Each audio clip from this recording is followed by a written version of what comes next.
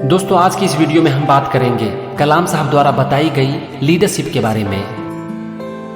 ये बात है 1979 की, जब SLV 3 को श्रीहरिकोटा से लॉन्च किया जा रहा था। SLV का मतलब होता है सैटेलाइट लॉन्च व्हीकल। कलाम साहब इस प्रोजेक्ट के और इस मिशन के डायरेक्टर थे। इस प्रोजेक्ट के ऊपर पिछले 10 साल से हजारों लोग काम कर रहे थे। वो दिन था 10 अगस्त 1979, जब SLV 3 को श्रीहरिकोटा से लॉन्च किया जाना था। इसे लॉन्च करने के लिए कलाम साहब पहुंच गए श्रीहरिकोटा और फिर शुरू हो गया सैटेलाइट लॉन्च करने का काउंटडाउन। लॉन्च करने की सिर्फ 40 सेकंड पहले कंप्यूटर ने सिग्नल दिया, डोंट लॉन्च इट। कलाम साहब उस प्रोजेक्ट के डायरेक्टर थे और उन्हें यह डिसीजन लेना था कि सैटेलाइट को लॉन्च करना है या नहीं करना है। कलाम साहब के साथ 6 एक्सपर्ट और थे, जिन्होंने कि कंप्यूटर के डेटा को स्टडी किया और उन लोगों ने बताया कि कुछ प्रॉब्लम है। जांच करने पर पता चला कि कंट्रोल सिस्टम में कुछ लीकेज था। कलाम साहब बताते हैं कि फिर सब लोगों ने एक कैलकुलेशन किया और उन्हें लगा कि कोई प्रॉब्लम नहीं है। रॉकेट को ऊपर जाने के लिए सफिशिएंट फ्यूल है और इसीलिए लॉन्च किया जा सकता है। और इस तरह से कलाम साहब ने डिसीजन लिया कि कंप्यूटर के सिग्नल को बाईपास कर दिया जाए और SLV 3 लॉन्च कर दिया जाए। लेकिन लॉन्च करने के सेकेंड स्टेज में ही ये आउट ऑफ कंट्रोल हो गया और गिर गया बंगाल की खाड़ी में, और इस तरह से मिशन फेल हो गया। कलाम साहब कहते हैं कि मैंने पहली बार फेलियर को एक्सपीरियंस किया। मैं सक्सेस को तो मैनेज कर सकता हूँ, लेकिन अब मुझे मैनेज करना था फेलियर को। उस समय इसरो के चेयरमैन थे प्रोफेसर सतीश धवन। वो कलाम साहब से मिलने आए और उनसे कहा कि प्रेस कॉन्फ्रेंस हमारा वेट कर रही है, so let us go for press conference. Kalam साहब सतीश धवन और अपनी टीम के साथ प्रेस कॉन्फ्रेंस में पहुंच गए और उन सब का सामना हुआ बहुत सारे प्रेस रिपोर्टर से। कलाम साहब बताते हैं कि मैं बहुत डर गया था, क्योंकि मैं इस प्रोजेक्ट और मिशन का डायरेक्टर था और इस तरह से इस फेल्योर की रिस्पॉन्सिबिलिटी पूरी तरह से मेरी थी। प्रेस कॉन्फ्रेंस में प्रोफेसर सतीश धवन मीडिया वालों से बात करने लगे और उनके सारे सवालों का जवाब दिया। उन्होंने कहा कि हाँ, हम लोग आज फेल हो गए, लेकिन यहाँ पर मैं अपने सारे स्टाफ को सपोर्ट करता हूँ और मैं विश्वास दिलाता हूँ कि अगले साल हम लोग सफल जरूर होंगे। जब मीडिया वालों ने उनसे ये पूछा कि आपने देश का करोड़ों रुपया बंगाल की खाड़ी में बहा दिया, तो उन्होंने सबको भरोसा दिलाया कि हमारी टीम बहुत ही अच्छी है और हम लोग फिर से मेहनत करेंगे और अगले साल जरूर सफल होंगे। इस तरह से प्रेस कॉन्फ्रेंस खत्म हो गई। सब लोग वापस आ गए और एक बार फिर से इस काम पर जुट गए। 1 साल तक कलाम साहब ने अपनी टीम के साथ खूब मेहनत की और SLV 3 को फिर से 18 जुलाई 1980 को लॉन्च कर दिया गया। और पिछली बार की तरह इस बार मिशन फेल नहीं हुआ, ये मिशन सफल रहा।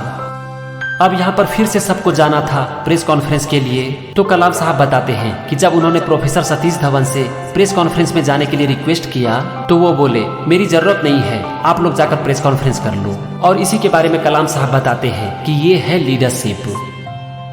जब मिशन फेल हो गया तो उन्होंने पूरी रिस्पॉन्सिबिलिटी अपने ऊपर ले ली, लेकिन जब मिशन सफल रहा तो उन्होंने सारा क्रेडिट हम लोगों को दे दिया और इसी कारण से वो प्रेस कॉन्फ्रेंस में नहीं आए।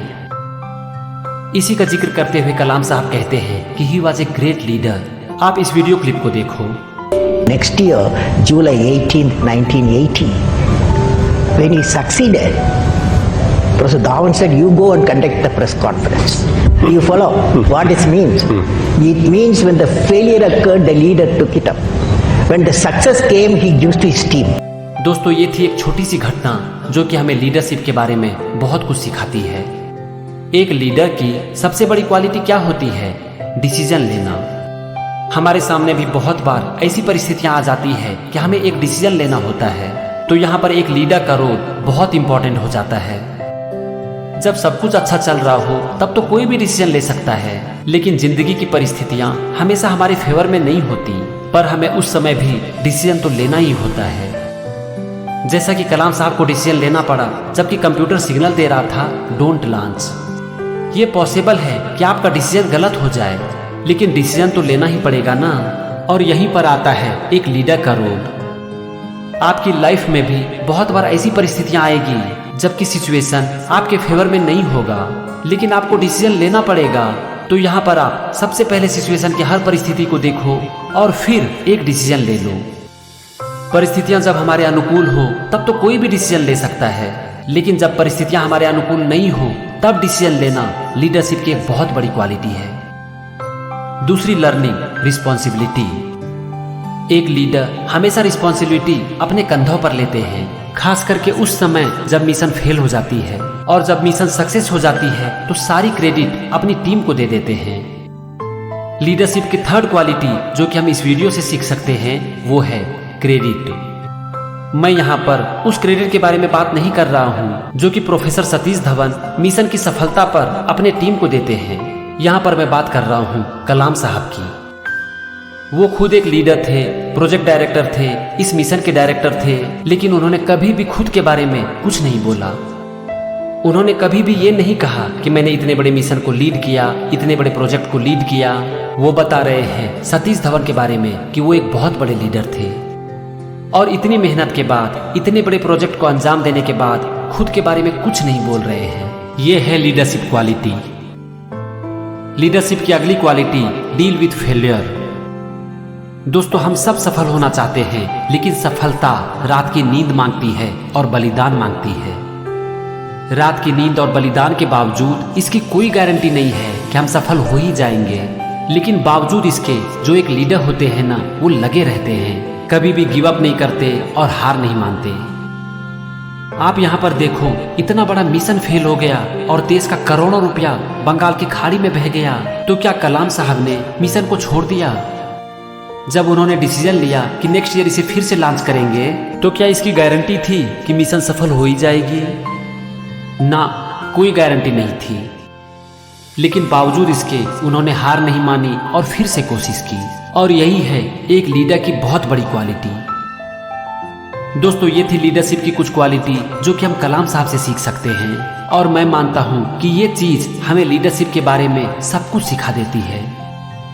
इसके बाद भी अगर आप चाहो तो लीडरशिप के ऊपर बहुत सारी किताबें हैं, आप उसे पढ़ सकते हो और अपने अंदर एक लीडर को पैदा कर सकते हो। तो फ्रेंड्स, अगर आप भी एक अच्छा लीडर बनना चाहते हो ना, तो अपनी लाइफ में डिसीजन लेना सीखो और रिस्पॉन्सिबिलिटी लेना सीखो, खास करके उस समय जब परिस्थितियां हमारे अनुकूल नहीं हो।